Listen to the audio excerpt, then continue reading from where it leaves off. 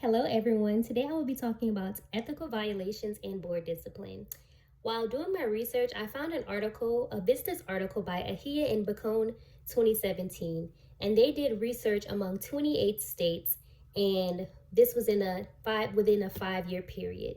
So they found that the common reasons for counselors to get disciplined were due to continuing education, dual relationships, and also the unprofessional conduct.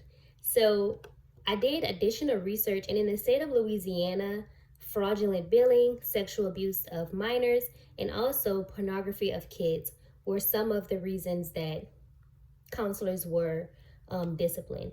And to me, these reasons were very shocking because I believe that as a counselor, you should always have you should always want to protect the well-being of your client, and you should never put any harm towards your clients.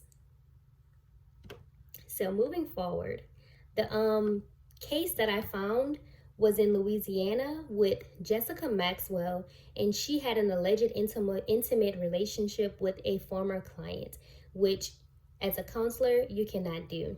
So in this case, she went against the Code of Ethics, the ACA Code of Ethics 2014, and she also went against the Louisiana Code of Ethics, Section 4705, Responsibility to Clients, which states that sexual intimacy with clients is prohibited, and the sexual intimacy with a former client is likely to be harmful and is therefore prohibited in an effort to avoid exploiting the trust and dependency of clients. And also, the client and the counselor should not have any type of intimate or sexual relationship within a 2-year period. The ACA Code of Ethics 2014, Section 8.5, Prohibited Non-Counseling Roles and Relationships states that sexual or romantic relationships are prohibited within the counselor and client relationship, and also the relationships of the client's family or friends.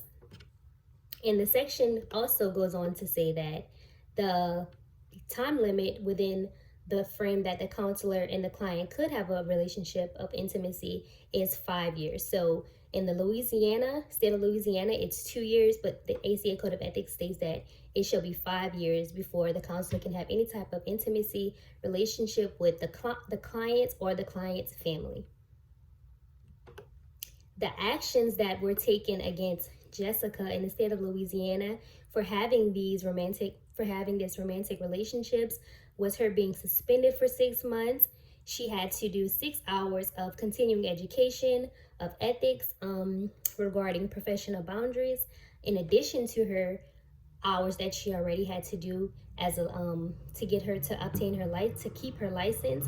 And she also had a $2,100 legal cost she had to pay and a $3,000 fine.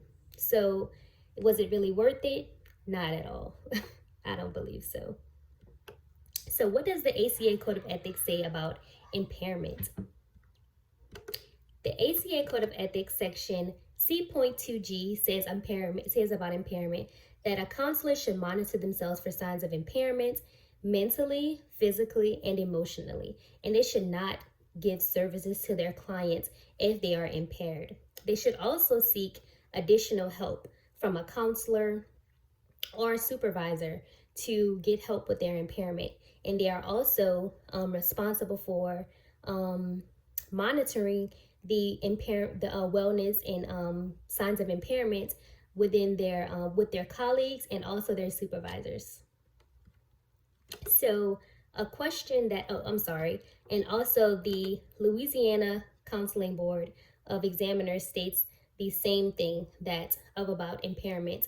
Section 2107, Professional Responsibilities, states that counselors should not operate under signs of impairment, mentally, physically, or emotionally having those problems, and they should be aware of this. So the question that I have is, when counselors make major violations, are they assessed for previous problems by a counselor? So meaning, whenever they are having major violations, have they been assessed when they do these things?